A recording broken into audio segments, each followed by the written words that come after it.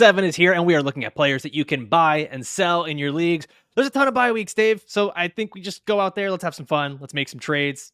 Fantasy football is more fun when we actually make trades, so let's not waste any time. Go ahead, give me your first buy candidate here in week 7. DeVonta Smith is currently the wide receiver 28, and we talked about him on yesterday's show with Victoria. He's been the wide receiver 54 in PPR scoring since A.J. Brown's outburst in week 2, and it's disappointing. And we kind of joked around that I was sending a message with my rest of season ranking, having him as wide receiver 21, akin to, Kyle Shanahan benching Brandon Ayuk a couple of years ago. But really, I'm not all that concerned because we know DeVonta Smith is a very, very talented player. And last year, we saw some kind of weird splits with him. To start the season, weeks 1 through 12, saw just 7 targets per game, 55 yards per game, and he was the wide receiver 25 in scoring. And then he blew up down the stretch from week 13 onward, 9.5 targets per game, almost 100 yards per game, and he was the wide receiver 4, all in all, finishing the season as the wide receiver 9. We've got to hope that his target volume grows a little bit as the year progresses again. The Eagles' offense has just kind of looked broken these last few weeks. I don't really know what's going on. A.J. Brown is crushing, but the rest of the Philadelphia Eagles' offense is not. So we saw last week they tried getting the ball into DeVonta Smith's hands, and that is the recipe to get this offense back on track as we saw last year. They fed him 11 targets, and he had a bad drop, didn't really look like himself. But I think we see that continue. So I'm trying to buy low on DeVonta Smith before we see that inevitable boom game. Some guys I'd be willing to trade for him: Amari Cooper, Calvin Ridley, Deebo Samuel. And then I'll give you a little tease here. Both of the guys I'm going to talk about as sell highs later in the show, I would gladly flip for DeVonta Smith. Okay, I like that. I like the professional teases, Dave. You make my job that much easier. And I think you're right. I think that we will see some improved efficiency from DeVonta Smith and from this Eagles passing offense in general. They're going to be playing a much tougher schedule. They're going to have to pass that ball a bit more. And we've already seen DeVonta is getting the target volume that he needs. It's just, a little bit of that positive touchdown regression and maybe not dropping the passes. It's very uncharacteristic of DeVonta Smith. Now, if you're enjoying this and you already like, you're going to go out and make a trade for DeVonta Smith, please like this video, give it a thumbs up down below, and make sure you're subscribed to this channel because we're bringing you this show, the Football Guys Fantasy Football Show, 4 times a week here. You've got the Sunday morning live start sit Q&A. You've got the Audible. You've got the Football Guys Dynasty show, the Football Guys DFS show. We bring you so much content throughout the week that you need to be subscribed to the channel, and then drop all of your trade questions in the comments below because I'm going to get back to every single one of them. You're worried about which player to trade, which player to buy, sell, whatever it may be. We got you covered. All right. Let's jump into the next candidate here. I'm talking about a buy low running back, and it's Saquon Barkley for the New York Giants. And I think that we were worried, what kind of, Saquon are we getting after this injury? Are they going to kind of slow play him back into the game? We weren't really sure. Saquon Barkley got 82% of the snaps, Dave. He handled 83% of the rushing attempts. He had 28 touches in total. This was a clear workhorse role for Saquon Barkley. And I don't think that that's something that's going to go away. The New York Giants are just struggling on all facets of this offense. The defense actually looked better in this last game. It was very weird to see how much linebackers were causing fits for Josh Allen. Bobby Okereke, by the way, defensive MVP for the Giants right now. That's not fantasy relevant right now, unless you're an IDP. But turnover machine. I know, man. But the whole point here, right, is that the Giants have not found something that has worked well for them this season. They need to have their best player back in the lineup. And we've seen that with him being back in the lineup, they're going to use him. Now, the tough part has been that the Giants have had 3 offensive linemen out. At least 3, but maybe even more. We got to go through the roster there, but getting Andrew Thomas back is going to be good. Getting back John Michael Schmitz is going to be good at the center spot. Evan Neal, who has been a little shaky up and down, but still the recalibration of that offensive line coming back together. Saquon Barkley getting the volume that he's getting. We're already seeing that the Giants passing attack, 3rd lowest yards per completion in the league. And Dave, this is something new. They are almost completely caught up to the Washington Commanders as the team allowing the most sacks in the NFL. Okay, that's right. The New York Giants allowing 5.5 sacks per game, 2nd worst, just 1 off the pace of the Washington Commanders. So yeah, whether it's on pace to set the NFL record. Yes, both. We're ready to see 2 teams potentially break the sack record here in a bad way. So yeah, if there was a team that ever needed to establish the run, get those dump off passes to their running back, and get the ball out of their quarterback's hands as fast as possible, it's the New York Giants. And that's why I am buying low, or whatever you might want to call it. Maybe you're buying high, but either way, I am buying Saquon Barkley. And, he looks stiff early in the game. Like, I was concerned, like, ooh, maybe they rushed him back. Like, he doesn't look like himself. And then when the game was on the line later in the game, he started playing really well, and he looked like the old Saquon. So definitely trying to buy low there. I don't know if Saquon's going to possess that same ceiling that we saw like in his rookie season where he was the RB1 or the RB2. We've kind of been wish casting that for the last few years, but his volume and his talent makes him almost assured to be at least a top 10 running back for the rest of the season. So really like that call. Yeah, and that's where my thought is, right? Is you're maybe paying top 16 or top 18 price for Saquon right now, and you're likely getting back a top 10 guy in return. So Exactly. that's kind of where the cost differential is. All right, Dave, take us to your second buy candidate here before week 7. Now, I hesitate to even say buy low because I don't think you're getting a discount on Amon-Ra St.Brown. Yeah, he's the wide receiver 12, and he is looking pretty good, and especially coming off a big boom game last week. There might not be a huge opportunity to buy low, but I'm still trying to buy Amon-Ra St.Brown where I can. If people are looking at him as kind of a high-end wide receiver 2, back-end wide receiver 1, I think he is a top 5 wide receiver. I mean, we talked about him yesterday, and there are some concerns with the injuries here. He seems like he gets banged up a lot. It's happened this year. It happened last year. But I'm still looking at him as an elite fantasy wide receiver. Season has been a bit disappointing so far due to injury, but he was limited in week 2 and week 4. He missed week 5. In the 3 games that he has been healthy, he has given us a 19-point floor and a 30-point ceiling like we saw last week. He has seen 9, 12, and 15 targets in those 3 games where he hasn't missed or been limited. It's very similar to what we saw last year. He had some games that he missed. He had some games where he was limited. He had some games that he left early. But in the games when he was on the field, he was averaging 19.8 points per game. He gets banged up a lot, but when he's healthy, he is arguably a top 3 fantasy wide receiver. And what we talked about a lot this offseason, we knew that he could win in the short to intermediate parts of the field. We knew he gets the manufactured touches, but we wanted to see if he could start winning deep. And he is this year. He's able to win on those deep routes, and he's pulling a career-high average depth of target. So, again, not buying low on Amon-Ra St.Brown, but if I could flip CeeDee Lamb, Davante Adams, or just about any running back not named Christian McCaffrey, Bijan Robinson, or Austin Eckler, I'm trying to do so because I'm looking at Amon-Ra St.Brown as an elite wide receiver for the rest of the season. I agree that Amon-Ra St.Brown should be an elite wide receiver rest of the season. I think it's going to be really hard to get Amon-Ra St.Brown on your team. Especially, and I know you're not insinuating that we're going to buy low or that it's going to be easy, right? After a 30-point performance, I'm looking at it right now. He misses a game and he's still a top 12 wide receiver on the season right now. Like, that shows you how good he has been. So I think it kind of becomes, one of those fantasy managers, Dave, that's probably maybe they had Amon-Ra and the rest of the team is still not very good. And they are willing to trade one good player and get back, 2 or 3 above average players so that they can fill out a starting lineup, especially with buys. These names I mentioned, CeeDee Lamb, Davante Adams, I don't think anybody's going to flip them one for one, but if you can throw on, a hot waiver wire pickup, a Zach Evans or something like that, along with CeeDee Lamb and Davante Adams and turn it into Amon-Ra St.Brown, I'm absolutely doing that. Or if you have a surplus of running backs and there's another team out there that needs running backs and you can flip, I hate to call out your guy, but Saquon Barkley, that's the type of guy where if I could flip more of a back-end RB1 for Amon-Ra St.Brown, I think I'd prefer the points that you're getting from Amon-Ra St.Brown. Even, a Josh Jacobs, these types of back-end RB1s. I'd prefer, like I said, basically any, but besides Christian McCaffrey, Austin Eckler, and Bijan Robinson, I'd prefer Amon-Ra over just about any other running back. A little callback to yesterday's episode. I think if you can cash in on the impressive performances by Adam Thielen and maybe a mid-level running back, something like that, and you can package those guys together. Damian Pierce and Adam Thielen. Woo. Adam Thielen and like a Joe Mixon for Amon-Ra St. Brown, and all of a sudden, your team's looking a little bit better. All right, I'm going to get to my second buy candidate here. And know what? This one is truly a buy low, Dave.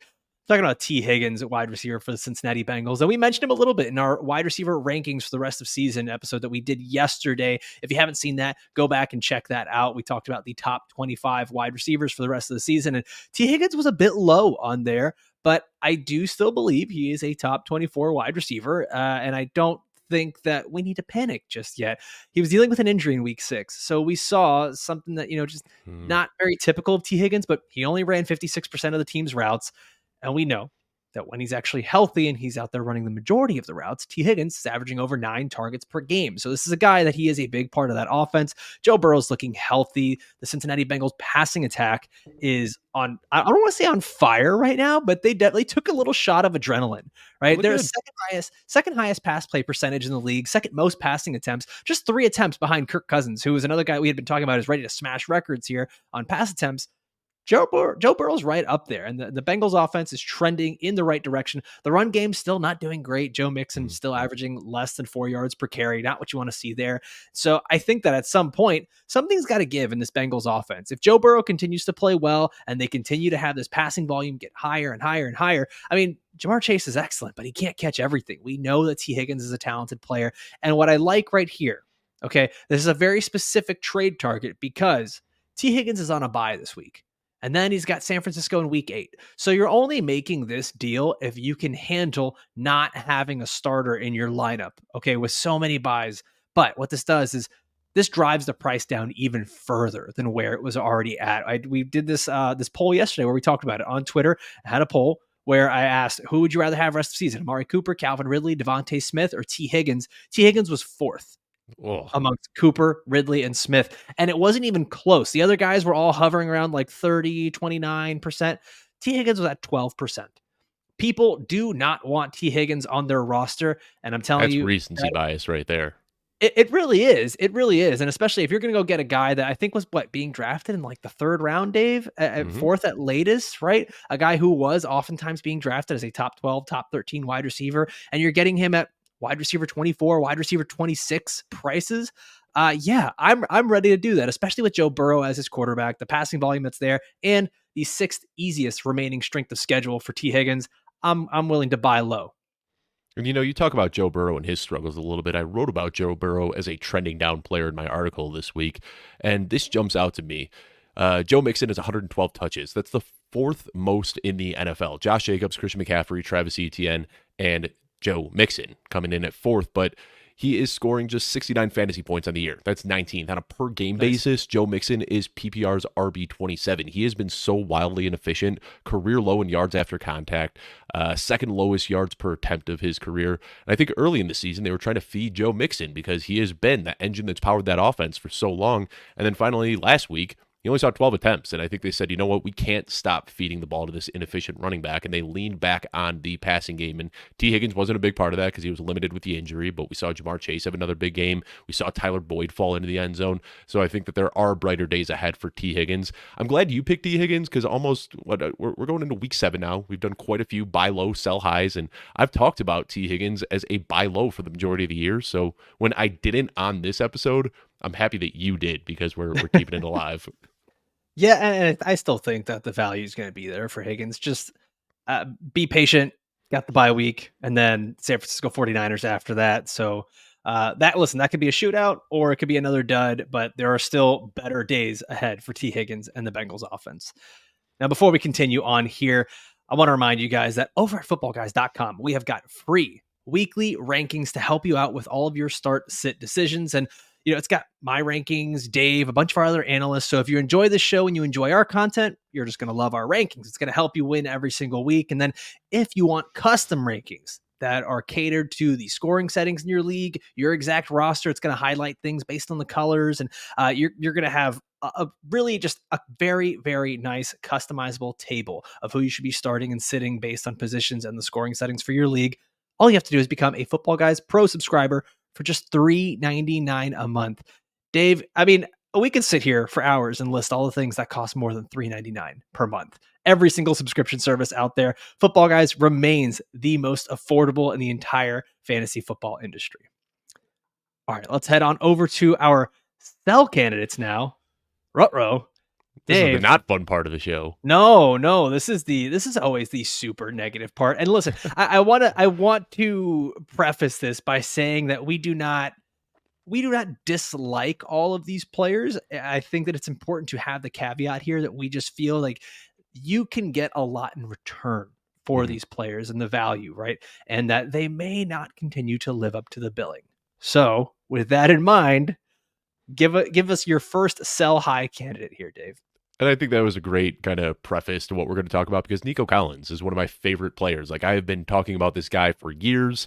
Sometimes I hate this game that we play where we have to kind of play I hate it too. value and not looking at, just players that we like, having to look at the value and look at the market. And I have been a fan of Nico Collins for years. He was one of my primary draft targets in a lot of leagues this year.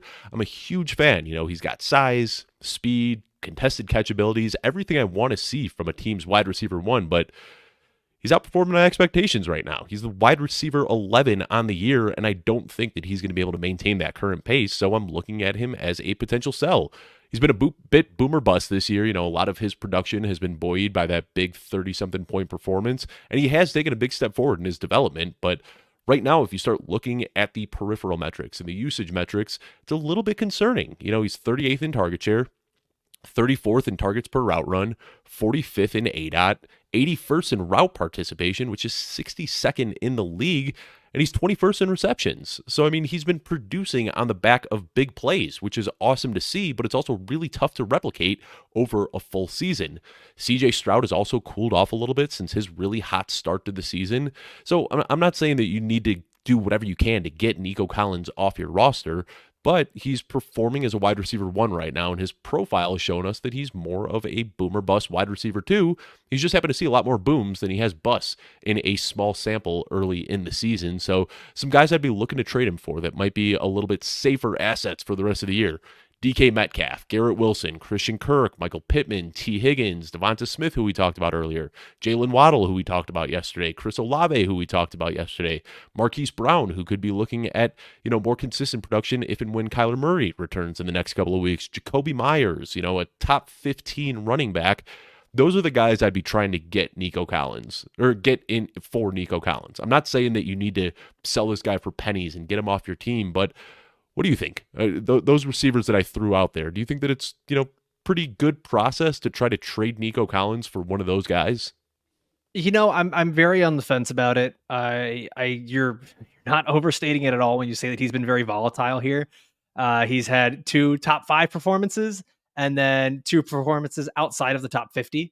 Right. Nico has been very, very touchdown dependent in those games where he was inside the top 24 of wide receivers. He was catching touchdowns, right? Mm-hmm. So these are the things that you worry that it's not very sustainable. But I do also wonder is he maybe somewhere in between this, crazy volatile guy, right? Like we're seeing the ups and downs right now with CJ Stroud. They have a bye week here coming out. They're going to be playing Carolina, Tampa Bay, Cincy.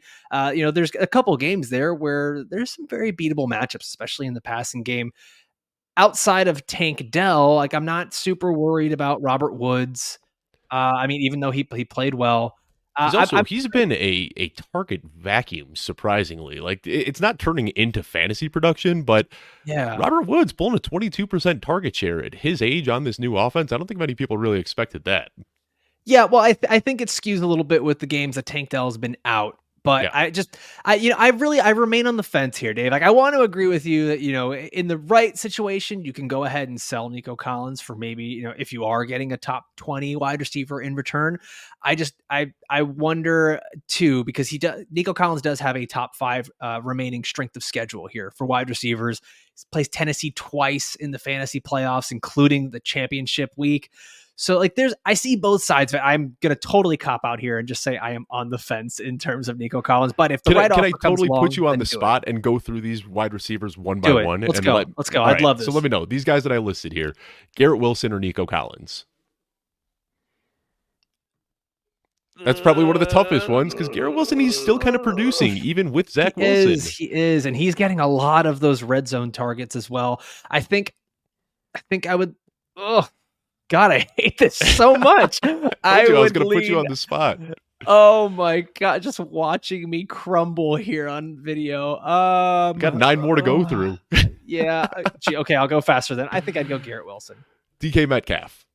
And this one where you could convince me either way on DK Metcalf. I'm not a huge fan of DK. They're very similar, where they're great athletes that are kind of boomer bust profiles. I think I'll stick with DK there. Christian Kirk, who I like him a lot more than I think most. Yeah, Christian Kirk. Michael Pittman. T. Higgins, DeVonta Smith, Jalen Waddle, Chris Olave. I think you're going to take all those guys ahead of Nico Collins. Marquise Brown and Jacoby Myers are probably the two that you could make arguments either way. Yeah. I think that I think it's close on those guys, but I get what you're saying. All those guys I would 100% take over Nico Collins. I just don't know how many people are actually going to make that trade and give up some of those high-end wide receivers for Nico. Like, you have to be a Texans fan or something. But okay, you got me. It's tough. It's easy to talk about trades in a show. It's a lot harder to actually negotiate and get a trade accepted in your league. So what I'm saying is, if you've got Nico Collins, right now his profile is showing us that he is a little bit more boomer bust, that he probably isn't going to maintain wide receiver 1 numbers through the rest of the season. So I would throw out offers for every one of those guys. Just kind of take a shotgun approach, throw the offers out there, and hope one gets accepted. And I think that's the biggest thing that you of all this analysis that you've done, Dave. I think that's the biggest factor right there. Is right now Nico Collins is a top 12 wide receiver. Do you believe he's going to be that rest of season? And can you get that value back in exchange? Even top 18 value back in exchange? Then yes, you do it. So yeah, I'm with you on that. All right, let's get to my sell candidate. And you know what? I'm not even going to call this a sell high. I'm calling it a sell low on Rachaad White. And this has been the show that, we had our questions about Rachaad White. We're very skeptical of him. He's not a guy that I was really into his prospect profile. I was not into his film. He did not have a very impressive rookie season. I know that there's going to be a lot of the spreadsheet guys that are going to tell you, but the usage is there. And okay, how's that? It just hasn't looked great for fantasy production. And this is no longer Tom Brady throwing the ball. This is no longer a Super Bowl caliber offense. Not saying it's bad, but Rachaad White's calling card this season was supposed to be the volume. And the Bucs appear to just be growing really tired of his inefficiencies. He's barely getting over 3 yards per carry. We talked about how Joe Mixon was one of those guys getting a ton of volume. Rachaad White was, and kind of still is. It's just not good. It is really ugly volume. And let me put this into perspective for you, Dave. He doesn't have a single rushing attempt more than 15 yards on the season, despite all of the carries he's getting. His longest rush of the year was 13 yards. Listen, if you're just not seeing the explosive plays from a guy who's getting a ton of work, and even just this past week down to 53% of the team's rushing attempts, which was a season low, they're starting to work in Keyshawn Vaughn, who he hasn't been very good either. The Bucs just keep working in other bad running backs too, because they're like, our first running back's not very good. Let's put in our second not very good running back, and then maybe we'll give some volume to our third not very good running back. I don't see it there with Rachaad White. And I know that's not really a numbers-based take, but I mean, we're seeing it. We're seeing that he's getting volume. The efficiency is poor. Dave, I know you always love to quote rushing yards over expectation, and that's been poor for Rachaad White throughout the year. And now the one calling card he had, which was volume, is going away. So yeah, if the efficiency's been bad, the volume is decreasing, and he's been a top 20 fantasy running back just once in PPR. It's even worse in non-PPR, where he hasn't even been a top 24 non-PPR running back. So if you can get back some sort of top 24 value for Rachaad White, you maybe don't get that in running backs, but maybe you're able to trade that for a wide receiver. Any of those players that you mentioned before, especially with how bad the running back landscape has gotten, Dave, you go back to some of those other names you mentioned at the wide receiver position, I would sell Rachaad White for any of those guys in a heartbeat.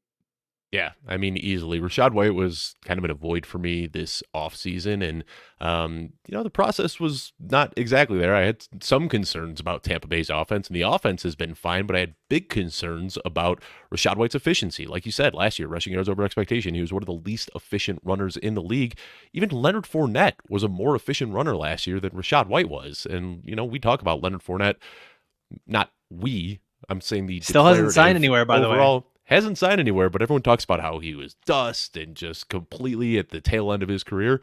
He was a better running back last year than Rachaad White was, and we were kind of projecting all of this volume onto him, but the volume hasn't made up for the deficiencies as a runner.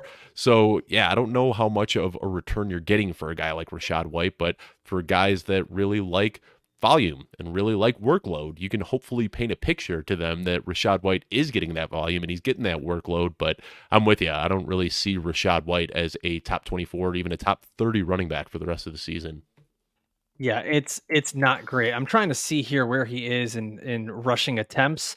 Um, It's more the yeah, snap share, and he's also getting a lot of high value it's the touches. He's snap getting the share, red zone work. He's getting the and target he's only been share. able to convert one touchdown Yeah, I mean, you in the see red it. zone. He runs into his own players. I I don't like just ripping apart NFL players. That's not what I'm in the business of doing. But man, he looks terrible. Like when you see him, there will be a wide open lane, and he will run into the back of his own offensive line and just fall over. Like he just has he really struggles with vision. He struggles with kind of the nuance of being a running back, the patience. Like he is just full head of steam, just running straight forward when he gets the ball. And that's what we saw last year. And the hope was that he could pay off at ADP with the pass catching upside because we know he had a good profile coming out of college as a very good pass catcher. Struggled to get a lot of that pass catching work last year with Leonard Fournette in Tampa Bay, but Right. now the check down volume hasn't been there the same. There's a lot of red flags with Rachaad White, and like I said, that's why I'm not really looking at him as anything more than kind of a desperation RB3 for the rest of the season.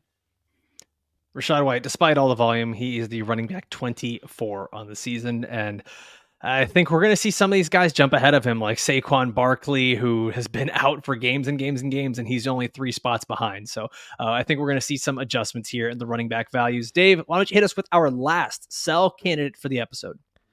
I hate to say this, but I'm going sell high, like high, and I'm looking at the Highest. RB2 on the season. Raheem Mostert has looked great this year, and if you drafted him in round 13 or 14 or 15 or wherever you got him, you struck gold. But I don't think what he's doing right now, giving us over 20 points per game, is sustainable. He's on pace for 31 touchdowns. I just don't think that's going to happen. We talked about Jeff Wilson's imminent return last week, and Jeff Wilson ended up getting scratched. They didn't elevate him off IR, but it's going to happen at some point. And last year we saw when Jeff Wilson was on the field, when Jeff Wilson wasn't on the field, Raheem Mostert was seeing 17 opportunities per game. When Jeff Wilson was on the field, he was seeing less than 12 opportunities per game. Mostert only outtouched Wilson in the red zone in 2 of 7 games. We just know that Mike McDaniel really likes him some Jeff Wilson. He's a very good runner in this Shanahanian, McDanielian, whatever we want to call it, scheme where he just, one-cut runner, plants his foot, gets upfield. And I like Raheem Mostert. I do. Like I said, if you drafted him, you're feeling really good about it right now. But I think that this snap share that we're seeing and the opportunities we're seeing are going to start to dwindle a little bit once, one, Jeff Wilson gets back in the mix, and then two, once DeVonta gets back. And what they're saying is going to be 3 weeks. So I'm not saying that you need to sell Raheem Mostert for pennies. Again, like I said with Nico Collins, that's not what I'm saying here. But I think if you can flip him for a better, more consistent RB2, some of the guys we talked about earlier, Saquon Barkley, Josh Jacobs, I'd prefer those guys ahead of Raheem Mostert for the rest of the season. If you could flip him for a top 20 wide receiver, a DeVonta Smith, an Amon-Ra St.Brown, I don't know if I'd go as low as T. Higgins, but, if you're desperate for a wide receiver, I might look to flip Raheem Mostert for a T. Higgins. I see Raheem Mostert being productive for the rest of the season, but I see him as more of an RB2 than the actual per-game RB2 numbers that he is putting up right now. Yeah, I believe there's a dichotomy here with players like Raheem Mostert and Adam Thielen. If you drafted them and they've been this successful, you're likely not moving them. And if you didn't draft them, you're willing to dig your feet in and say, that's not who that player really is. I'm not going to trade for him. So, Dave, everything you said there, spot on. If you're able to get a guy like Saquon for Raheem Mostert, I'm going to agree with you like that. I'm doing that. We're going to be back tomorrow with our Week 7 starts and sleepers of the week. Thank you so much for joining us all the way through. Thank you to my co-host, Dave Kluge, and our production team, Julia, Dylan, Jagger. Dave, we did it. Under 30 minutes, we gave you 7 trade targets to look at here for Week 7. We'll see you next time. Adios.